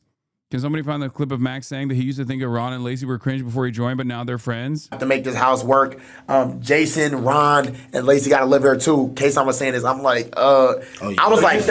You said no to them? No. Too? I was like, because I'm not gonna lie, I always say this. Silky? Yeah, Silky said no. Silky said no. Silky said no. So y'all didn't want to live with any of us? I wanted to live with the four, and I was like, yo, just get in my house, like right next to us, bro. Yeah, that's when they. That's what I was trying to push for, but they didn't want to live in Florida. Yeah.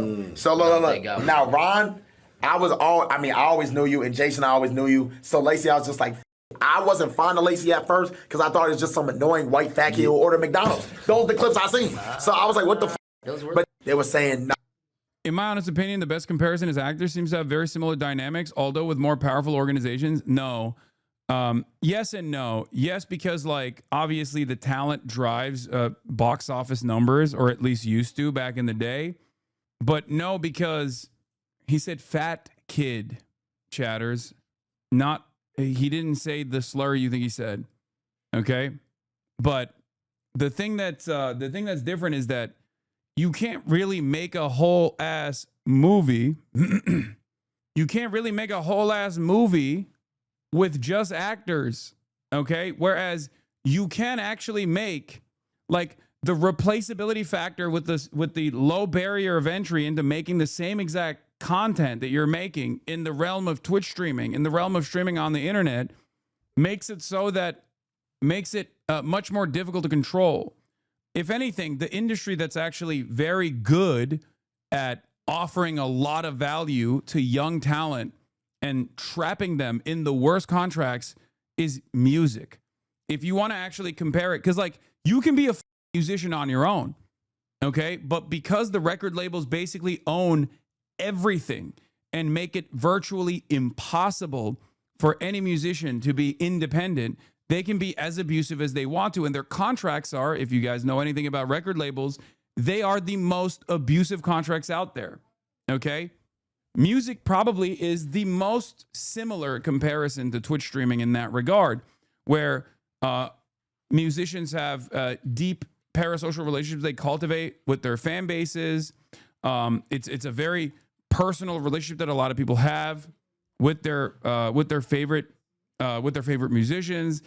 Record labels basically own everything, though. They own the platforms. They own virtually every aspect of creating this product, and therefore they can trap you in a 360 deal, especially if they pluck you from nothingness and give you a bunch of upfront investment and then consistently farm revenue from you for the rest of your life. Okay?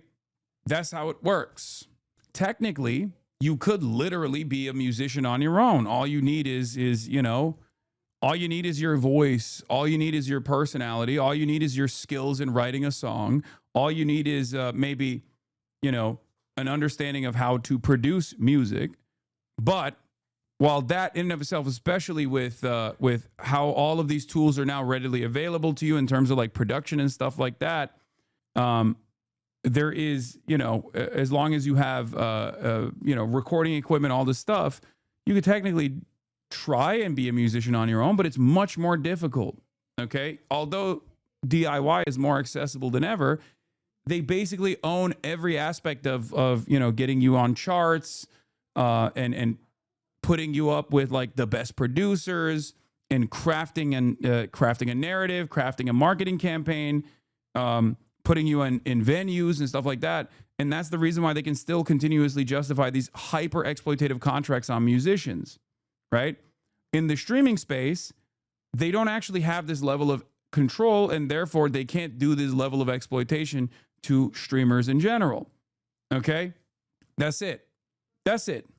Because streaming is a relatively new industry, and they don't own, like a lot of these organizations don't own the platforms that you need to go to be able to stream yet. It might happen in the future, or like Amazon might try to do its own version of like an MCN or something in order to generate even more revenue off of people.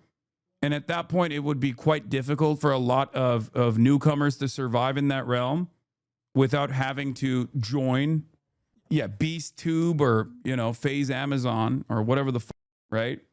But yeah, contracts with like gambling built in, all this do whatever the you want to do. But basically they don't have this level of control over the people that make the content yet. And that's the reason why these sorts of issues are happening. These are your boys, but these are the same guys that said they hated your guts after you left. And you're the program and you have an ego this size. You think you're Travis Scott and this and that. And also, like Max, multiple conversations about how Ron's content's cringe and you guys didn't adapt. None of you guys Lacey or Jason in the beginning. You guys didn't want these guys to live. Let's be real. Nothing a Twitch streamer makes comes close to even the worst music law. Oh my God. Yes, dude. I know. The value of labor, especially in the entertainment side, is about what you personally think it is. You're right. It has nothing to do with like whether or not you are generating revenue for someone else. It's not real if I don't care about it. Like, for example, the only real labor in my mind, because I'm the biggest leftist of all time, in my mind, the only real labor is coal miners. Okay. It's coal miners. Coal miners are the only actual people that are working because they're working and they're getting black lung and they're working in horrible conditions. And that's the only real labor. Like, for example, I don't like Starbucks. I don't go to Starbucks. And therefore, people that work at Starbucks, they're not real laborers. Even though they have wages, even though they're working for a mega corporation that's generating a lot of value off of their labor, I don't personally think that's valid because I don't like them. They're gay. They're woke. I don't like Starbucks workers, so they're not real work. That's how we judge this stuff, okay? Leftistly. It's so stupid. This is not how it works, okay? That's not how... This is not judged off of whether or not you say so or whether or not you like their output. I don't even disagree with you. I think by and large, including what I do, like streaming is not a real job. I've always said this. I've always maintained this position. We're unimaginably fortunate individuals. We literally are winning the lottery every single day. Okay? Every single day. And I try to do my very best to make sure that I use that privilege for good, to expand people's consciousness, to try to educate people to the best of my ability, use my privilege for broad awareness initiatives and things like that, and even fundraising initiatives. Having said that, okay, in terms of like somebody making money off of you, okay, it is it is labor in that regard. Okay, to enrichen yourself, you're right. To enrichen myself, you did it. Yeah. Anywhere near you, you barely wanted to share a brand with them. But FaZe was going to fund a Miami house for you, Rage, Silky, and Kason, so we'll take what we can get. And then it all worked, and we forced this relationship. And I was called a retard then, and I was told then I was ruining FaZe, and now 2 years later, it wound up being the best thing that ever happened. So you understand why I'm sitting here and I'm frustrated. I would hope anyone watching could sit here and understand why I would be frustrated while a entire hate mob is coming after me on Christmas, my first Christmas without my mom, when all I've ever fucking wanted to do is help FaZe be successful. That's all I've ever wanted to do. That's the only intent. Where's the money? I'm this guy who's trying to take everything from everybody. Where is it? Then why the f am I millions of dollars in debt? Where is it? It's in Blackboy Max's bank account. It's in Silky's bank account. It's in Jason, Ronaldo, Lacey's bank account. See, this is what I mean. It's like, this is wrong. Okay. I don't agree with Brother Banks on this at all. He's saying I made these guys and they generated millions and millions of dollars, but because they're streamers, they got to keep that revenue. And it's like, yeah, because those are their subscriptions. Those are their, advertising revenue that they're getting when they click running an ad, which, by the way, many of you might not know because this is the Piker Broadcasting Service. And we don't run any ads around these parts. And if you actually want to support the show, you can subscribe. The Piker Broadcasting Service is sponsored by you, the viewers, for you, the viewers. It's an ad-free experience, unlike anywhere else you can go on the internet. Let's be fucking real. And there will be no cryptocurrency scams or anything of that sort on this. And there will be no gambling ads in general here as well. But there is this dynamic here of like friendship versus business. And I think that's what muddies the waters a little bit. Zylax, thank you for the 50 open presents. Thank you for the 100 gifted subs. There I go again, enriching myself with your voluntary subscriptions. If you want to, you can subscribe. There are obviously some benefits to it. Like you can rewind the broadcast if you want to on the desktop. If you are subscribed, you can send me links, but that's pretty much it. Okay. I think the main problem with this discourse is that you talk about how much money y'all streamers make. When its success is measured with clout, there's no other workforce like it. Musicians need talent, actors too. There are some talentless streamers, most of your haters, that are extremely successful because of clout. No, there are also musicians that you might not consider to be talented at all. It's entertainment. I think you're misunderstanding. Clout is money, okay? Relevance and clout and eyeballs that you get turns into money in the streaming space. Because if you're clicking the run an ad button on your Twitch stream, for example, if you have 10 people, you're only getting 10 cents. If you have 1,000 people, you're getting 1,000 people's worth of ad dollars. If you have 100,000 people watching, in that situation, when you click ad, you're going to get 100,000x that. Okay. And music is also subjective. Every form of entertainment is subjective, which means that some people are just not going to like it. Okay, but there are plenty who do. There are plenty of Twitch streamers who I don't tune into. I don't really understand what they offer, what kind of value they offer at all. Is not for me, right? And I'm willing to bet that a fuck ton of people would say the same about me, as a matter of fact. Ironically enough, if you left this stream and went to anyone else's streams and you asked them like, oh, well, what kind of value does this, I can't even talk. What kind of value does Hasan bring? They would say nothing, nothing at all. Do you understand? There are more people who think I bring no value than there are those who believe that I bring value. Okay, let's be real. For most people, for most other content creators in this sphere, they go, we're here for entertainment. What's entertaining about talking about the news all the time? You're just yapping. You don't play video games. You just yap, and they have no way of conceptualizing. They have no way of conceptualizing what this is, like news commentary is. They just see it as like drama that invites unwelcome attention. So wake up. That's the reason why many of these people who aren't adults themselves look to what I do and look to Asmongold and think we're doing the same shit. Okay? So, snap out of your own bubble for a second. Anyway, you can make this argument about anything, though. Motorcycles are worthless to me. No, I know. That's why it's a stupid argument to make. I agree.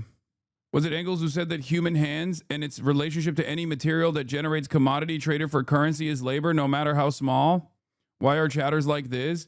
Because a lot of people in the United States of America, whether they think they are completely, whether they think they have a decent understanding of socialism, unironically still have capitalist dogmatic thought and the brain rot that comes along with it. This is partially the reason why they think the broker you are, the more socialist you are, and the richer you are, the less socialist you are. Okay? That's the issue. I wish this never happened. I wish that I never did any of this. And they'll all still tell you this was the best decision they ever made in their life. I'm emotional and I'm passionate. I'm never going to apologize for that. Anything that I do, anything that I speak on, anything that I work on, any talent that I with, anything that I touch, I will always be 100% 2 feet in. That's just who I am. And everything that I'm telling you guys right now is straight facts. It's dead wrong, bro. This is unfair. It's unfair to drag me like this. It's unfair to pin me as some horrible guy. Why are you banning this guy? You'll never cover Epstein because your millionaire friends are on the list? Like, obviously, this person is just either the most insane person I've ever experienced in the chat, or they're memeing. Okay? In either case, it's content. Okay? Again, the fact of the matter is, every single one of these guys has a bigger platform and an audience because they joined FaZe and met me, and has millions and millions of extra dollars because they met me. Whereas I, on the other hand, have lost years of my life. Look, I'm telling you right now, this is completely incorrect. Okay? I'm sorry. Who knows where Jason would be and Ron would be at this point, and I'm sure that they would not be as popular as they are currently. Okay? Because there is a lot of probability here, right? Luck plays a factor in this. But the idea that these guys' output would be dramatically different, or the levels that they reach would be nowhere near as like successful as they are, if it wasn't for FaZe Clan bringing them together, is wrong. Especially because even if it wasn't FaZe, even if it wasn't called FaZe Clan, they could have just as easily found one another and decided to rent out an apartment together and make content that way. Okay? Like trying to put a percentage on like what level of involvement you had, and then claiming as though, but they didn't do that. That's the point. Yes. The reason why I love this story is because it is a perfect story to identify how much of a capitalist brain rot you have in your mind, regardless of how long you've been a part of this community. Okay. This is the reason why capital owners say it's unfair to share bigger profits with the workforce, with the laborers. This is how they say it. They say, we made a bet on you. We made a bet on this business. We dumped a lot of upfront capital into this business. And that's why, of course, you're replaceable and you're going to shut the up and do the work. And if we demand more of the earnings, if we demand more of your tips, for example, then you have to shut the up and do it. And a lot of people, regardless of how socialist minded they might think they are, kind of fall into this trap no matter what happens. Okay?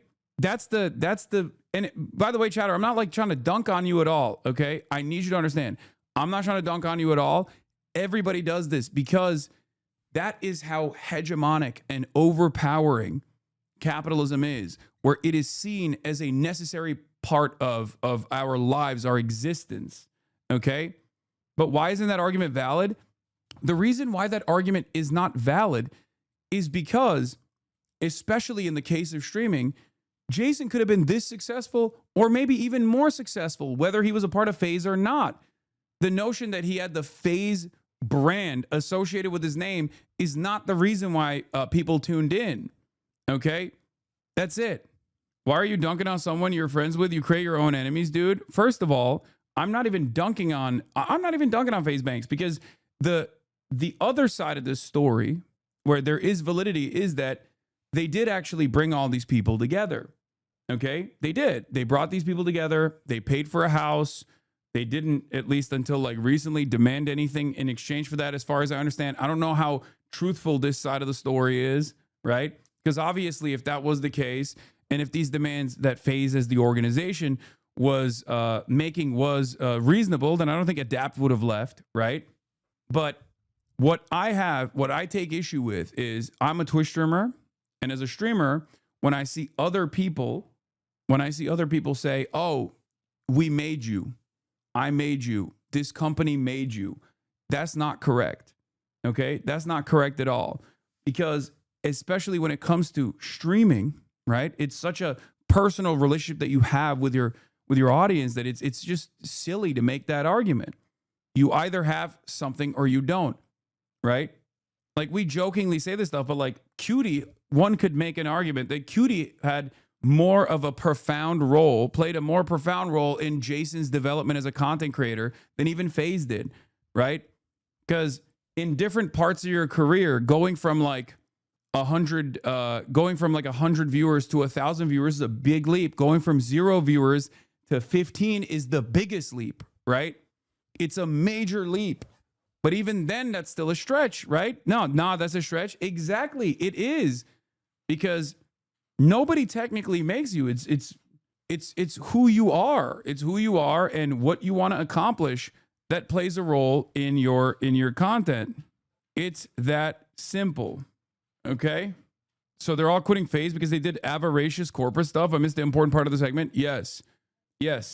You're biased because you don't own an org. Do you own an org? Yes, I'm biased because I'm on the side of labor in every single story, including in this one. In this circumstance, I've known FaZe Banks for a lot longer than I've known Jason, okay? I've known FaZe Banks for even longer than I've known Adapt, for example. I should be biased in his direction, and yet I'm not letting my own personal feelings or my own personal opinions cloud my judgment in this, because I'm looking at this from a purely labor perspective, okay? Labor versus capital. And in that regard, of course I'm going to side with the people that are making the content itself. They put you on a podium to show, but the act is way more important. You can throw the act. Exactly. Because at the end of the day, if all of those guys collectively decided, I don't want to stream tomorrow, then what kind of money is FaZe Clan making? Nothing. Okay? That's how it goes. You can play a role in the development of talent, and I'm sure FaZe did, right? Definitely. But the reality of the matter is the much larger share of responsibility in terms of all of the output still comes from the individual content creator. To this shit, and am significantly worse off financially. Significantly. This has destroyed me. My whole life has been completely destroyed in the last 4 or 5 months, but nobody. I'll be honest though, I don't even know why FaZe Banks is related, or not even FaZe Banks, but Brother Banks is even related in this story, because I don't know enough of the details of what happened in the background. The first time I even saw someone respond or even bring up Brother Banks, not FaZe Banks, formerly known as FaZe Banks, now known as Brother Banks, FaZe Up, is because Blackboy Max played that laugh track over his tweet, and because he even tweeted about it in general. And then also on top of that, he came out with this statement. Gives a because I don't have a Twitch chat, and I refuse to be one of the people to just do what you guys are telling me to do. I don't know, guys. This streaming shit is so fried. It really is. The narratives, the clips, the appeal to comms and chat, and like the willingness to just, you know, it's funny. Everybody looks at these streamers as guys. Yeah, to your point about FaZe needing the creators, not a soul knows Jason is FaZe Ween. Yeah. I mean, one of the greatest examples of this is Blackboy Max. Blackboy Max pulled the ripcord out before anyone else did. And at the time, he was getting like yelled at a bunch. Okay. And guess what? Did Blackboy Max die off into irrelevancy post FaZe? No. I'm the real Blackboy Max. I mean, he's still serving it up. That's it. That's all you need to know. It's not how this works, you know? So if you were Banks and you made these guys millionaires, you wouldn't be mad if they didn't give you 20%? Brother, he didn't make them millionaires. That's the whole point. You think that. That's not how it goes. What the It's like, can you imagine if Cenk literally every day was going on the Young Turks broadcast and constantly complaining that I'm not just giving him revenue every day, being like, I made him, I gave him an opportunity. And to be fair, that is a more valid argument than even what Banks is making, because I literally did not have any social media footprint whatsoever when I first started working at the Young Turks. I worked my way up through the ranks. I was putting a lot of effort into free labor that was given the Young Turks at the time. Made all these different shows, and shows were banging. Didn't have any control over even I had control over my own editorial output, but I didn't have any IP control over the shows that I was making. And I wanted to make my own thing. But could you imagine if he was like, yeah, no, it's just, you know, I'm demanding I'm demanding 20% of the revenues because you would not be known. You would not be known if it wasn't for the Young Turks. That would be absurd. Everyone would understand that is absurd, right? I think. And I give a lot of credit, of course, as always, to Uncle Chunk Weigert and TYT. I do, of course. But it's literally like it's like when people will turn around and say stuff like, "Oh, you understand how exploitative like reality TV show contracts are, for example, right? A lot of these reality TV show contracts will lock people into like generating revenue off of everything that they're doing, because these are like random people that they plucked off the street, right? In many instances. Nowadays, it's a little bit different because they do lean heavily into like influencers and stuff. But reality TV producers will literally go, oh, we're making you famous.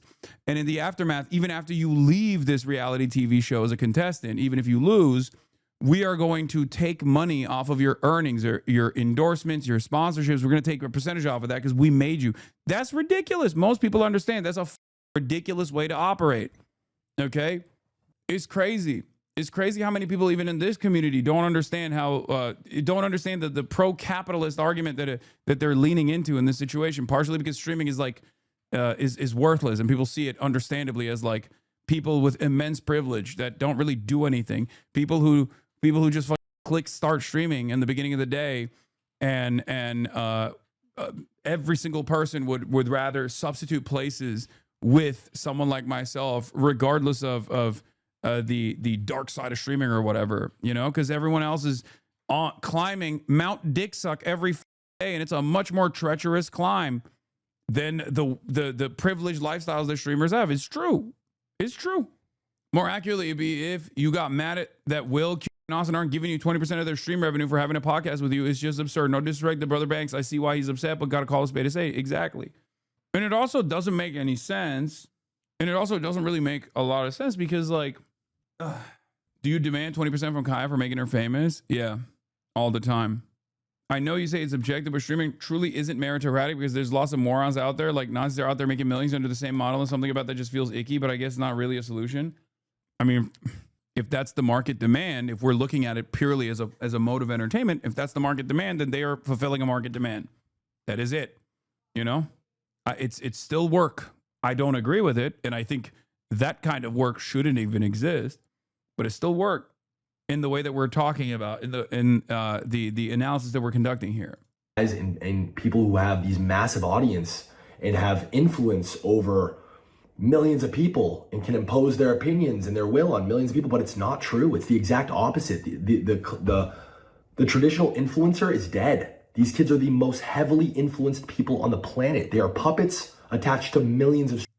Also, even if he did, that's not how life works. You don't get to retroactively demand people pay you millions without a contract. But people also don't understand it that Banks wasn't doing charity. He brought them together for a purpose, reviving FaZe. He gave them shit for free because of that. He got what he wanted. FaZe is popping again, and he's mad his gamble worked, and he didn't exploit them more while he could.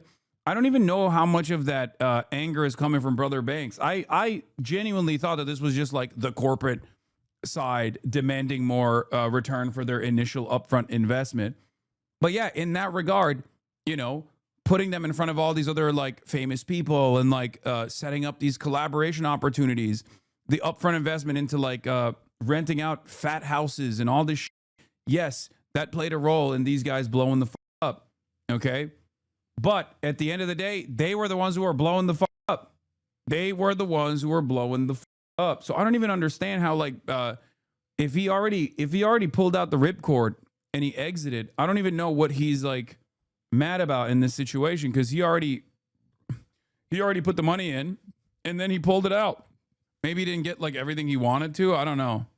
Strings. And if their comms and their chats say that the sky is red and they disagree and they say, no, chat, I think it's blue. I think it's blue. Once that viewer number starts to fall off, once they start to see L's in their chat, once they start to see hate threads in their comms, they switch up real quick, and it doesn't matter. It doesn't matter about objective truth. It's the sky is red. I've been trying to talk to these guys for 4 or 5 months, and they don't give a all they care about is their stream, which is completely fine. I don't need them to give a I don't need anybody to pretend to care.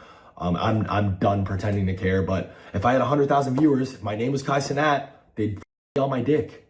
They'd be welcoming me with open arms. I would have had a big red comfy chair at the Streamer Awards to hey. He must have never seen a Hasan chat. No, I don't think he. I mean, what he's saying is that like a lot of content creators are they live and die by their audiences. Obviously, I'm not one of them. I yell at my audience all the goddamn time, and it does cause a lot of disdain for many people who have been long-term community members who get really upset, really butthurt, and they leave and they become lifelong haters and shit. He's basically saying like all these streamers are audience captured. I can't really speak on all of these new creators and whether they're audience captured or not. I think a lot of streamers are audience captured to a certain degree. It's not wrong, like for sure. I don't think it's there is some truth to it, especially but like non-directional streamers. Like if your job is like to be a people pleaser, if your job is to like generate a big audience and entertain them and stuff, like there is definitely a little bit more of leaning into whatever your audience says about you. But like I think one of the greatest examples of these guys not being super audience captured is their fan bases. There's plenty of these streamers whose fan bases actually despise me, and they've never had an issue with like collaborating with someone like myself, for example. So if they were incredibly audience captured, then they probably would never do that. And you can say, Hasan, you have clout, right? I am still one of the largest content creators on this platform, but I do think that if that was the case, like it's much easier to just say like Hasan, as many people have done so in this sphere, in this industry, right?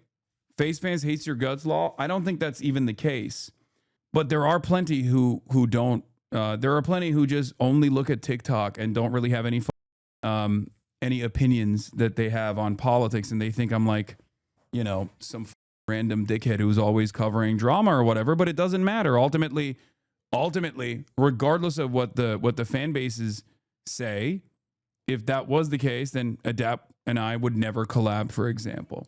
If that was the case, I wouldn't ever collab with Your Rage. If that was the case, I would never collab with Jason. So it's just they're not. I don't think they're that. I don't think they're that audience captured. Come with us, bro. Let's do a stream tomorrow. Like, that's just what it is. And you guys know that's what it is. And anybody arguing against that is just completely lost. These relationships are fraudulent. It's just, it's fried, bro. It's fried. And I'm happier than ever to be going my separate way. And I'm glad that what happened 5 months ago. I'm happy to be off of it. There is no future for me in FaZe. There is none. That was my last try. That was it. There's nothing, I have nothing left to give this. I gave it my entire adult life and I tried my hardest. And for anybody who's a fan of me and anybody who's a fan of FaZe, I am sorry. I've absolutely failed you. And the one thing I'm perfectly okay with taking accountability for is being the root cause of all of this. Because at the end of the day, I am. This is in a twisted way all my fault. Because at the end of the day, I put these guys in a room. At the end of the day, I went and raised money. I convinced, these business people that this vision and these guys were a good bet to take. I thought in good faith that, if we gave people careers, if we gave everybody the best resources and this worked, then... Bro, the problem in this situation is they didn't need to put however much investment that they put into it. And I don't know what the actual numbers look like, but like they could have had a sustainable business model without all of the money that they dumped into it, if they did, right? Like the notion that you feel the idea that you're gonna like without a contract up front, and even if that contract existed, by the way, I still think it would have been far too exploitative and far too demanding if you were like literally demanding 20% of their overall revenue, for example. And I don't have enough we don't have enough evidence at this point to see whether or not that's like a stipulation in the contract, but if that was the case, then that's unacceptable, right? But like this is it's like getting upset that you made an investment, right? And that investment actually succeeded in the way that you wanted to make this investment because you wanted to revitalize the FaZe brand. The reason why you wanted to revitalize the FaZe brand is so that you could sell stuff to the new FaZe audience with the association of the FaZe brand. That succeeded. But instead of just like finding more sponsorships to bring on, asking for a higher percentage of the revenue that they were generating on their own, I mean, that's not going to work. That's why I think that's why I personally think the analogy with like waiters is a great example of this, where it's like you're demanding that the waiting staff, because of all the upfront investment you put into like putting this business model together, the waiting staff are making tips and people are coming in specifically to see the waiting staff. And now you're like, well, I kind of want some more of the tips because otherwise we're just going to go bankrupt. It's like really up. That's not how it goes, Yeah. Or bartenders, an even better example, right? They do that though. I know. And it's when they do that, that's the whole point. But in this situation, because there is no barrier of entry to streaming and the product almost entirely is the content, the person, you can't really make these demands of the laborers. Whereas a bartender can go to a different bar and tend at a different bar, but he still needs a bar, right? If streamers can basically do the exact same stream that they're doing with their phones, right? Maybe it'll be not the same. Maybe it won't be as like popping or whatever, right? But if they can do the exact same stream on their phones, then they're gonna do that. It's a very there is not a lot of tremendous cost associated with. There's not a lot of overhead. There's no barrier of entry into streaming. There's a tremendous barrier of success. There's a tremendous barrier to reaching a level of success. But once you reach a level of success, It's entirely in the hands of the person to continue that success or to continue expanding on that success.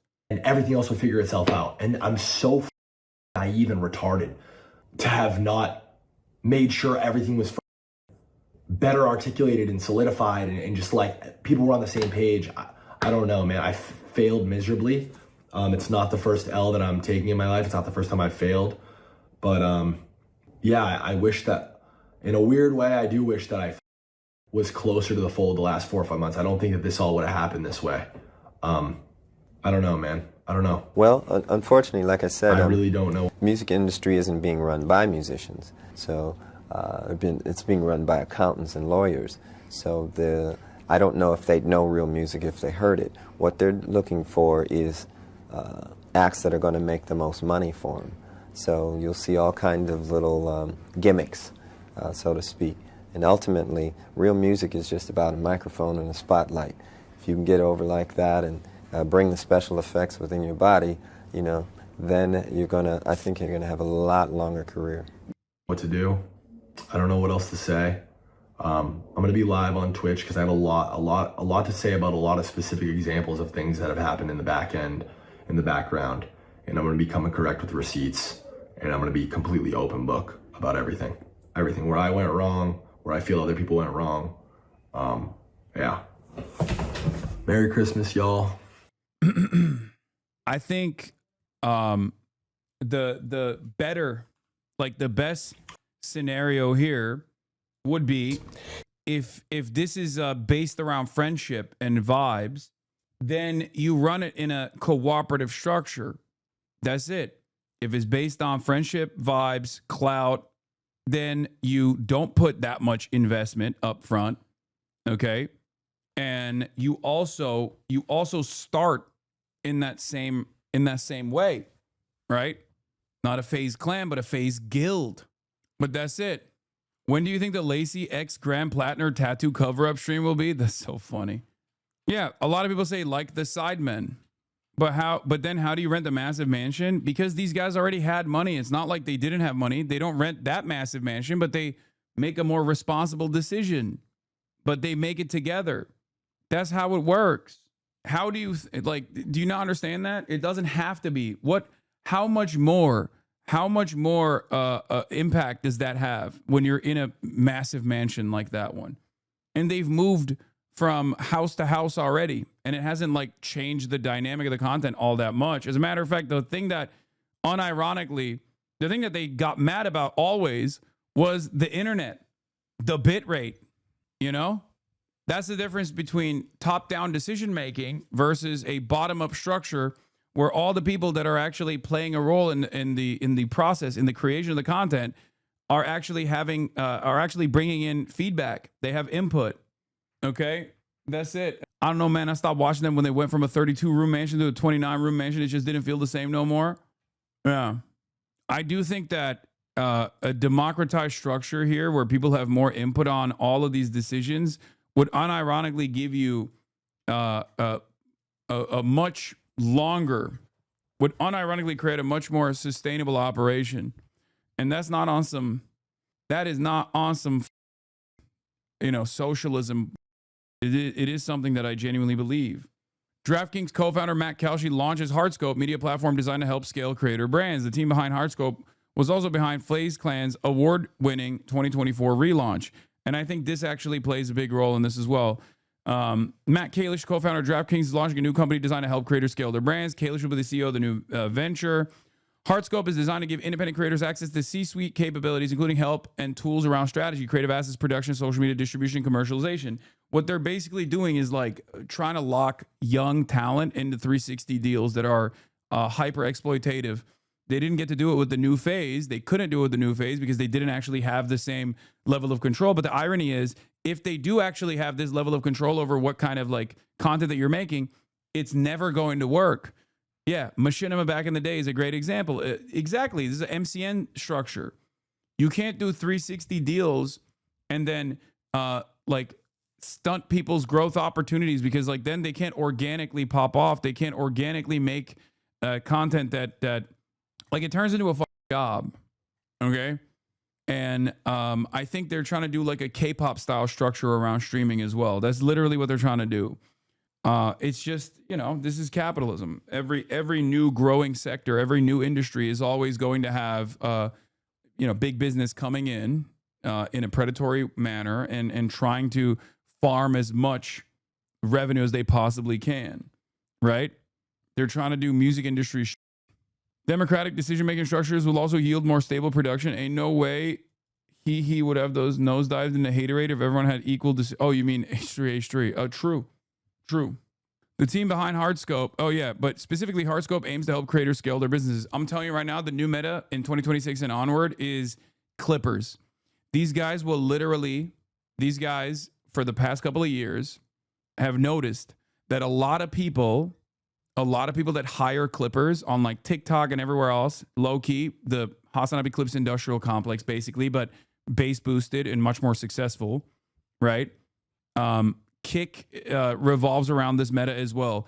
You get hired on, you get signed on as talent to Kick. There's a managerial aspect to that. They own the platform itself too. Kick is already doing the thing that I was talking about, like FaZe Amazon collaborative relationship already exists with Kick. So when Kick hires a new talent, there are contractual obligations, and they elevate them through these clip farms. Okay, they got a ton of clippers both on Twitter and on TikTok, and you literally get bass boosted into oblivion. They really improve your brand recognition. And I think this is exactly what these guys are trying to do as well at Hardscope. Team behind Hardscope was also behind FaZe Clan's 2024 relaunch. Last year, FaZe Clan, 580,000 Twitch followers, won Best Content Organization at the Streamer Awards. Though the team has a history of working with live streamers, Hardscope is for all creators. In 2024, FaZe Clan also spun off into the esports company FaZe Holdings and the internet media company FaZe Media. Miz is doing that, but those TikToks are getting like 100 likes. It starts off slow, but it will.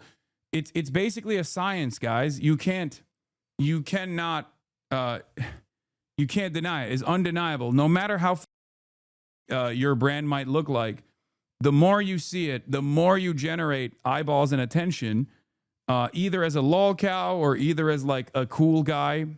These clippers are what make you into a person that is impossible to avoid. Okay, as long as you are getting views. Okay, Miz is popping off on Twitter because of the Kick clippers. Yeah, exactly.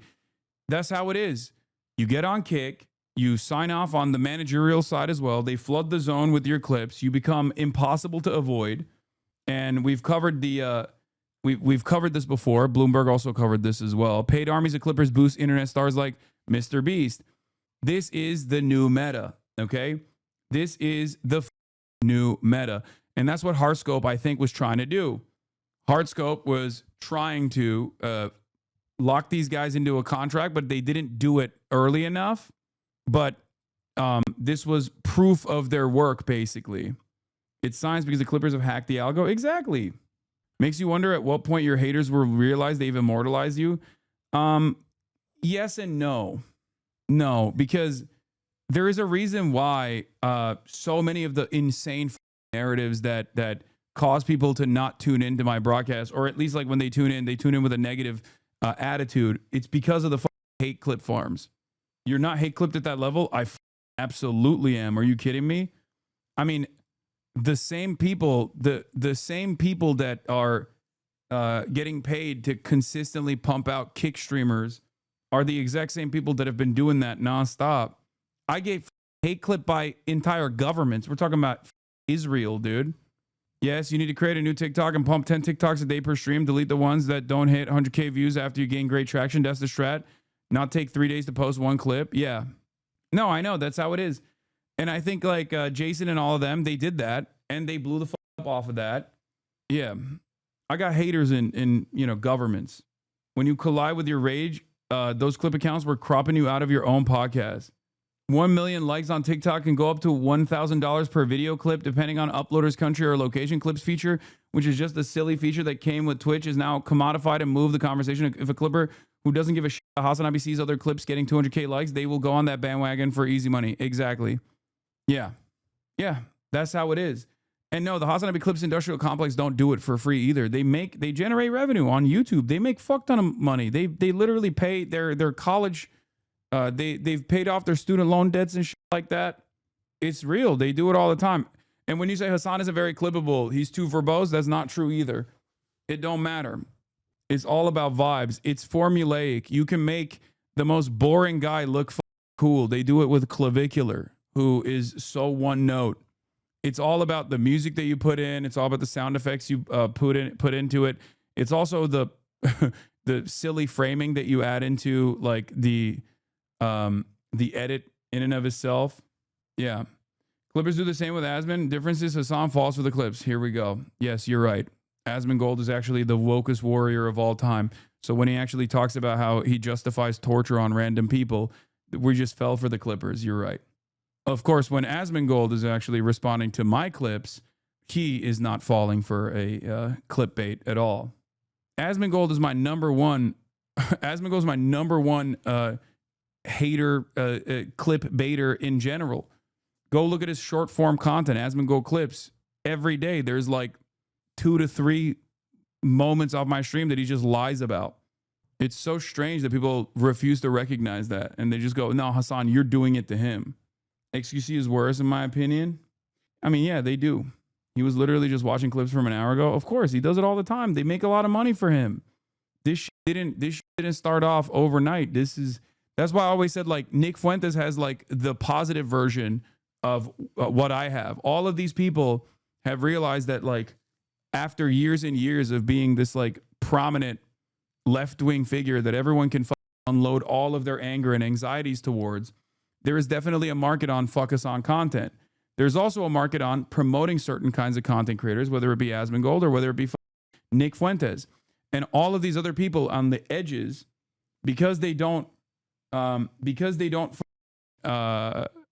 is this? Asmongold reacts to his favorite video, a clavicular Nick Fuentes edit. This gives me hope for America. It goes so hard. Yeah. Look.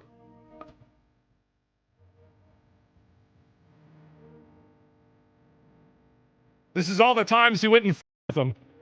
All the times he was annoying.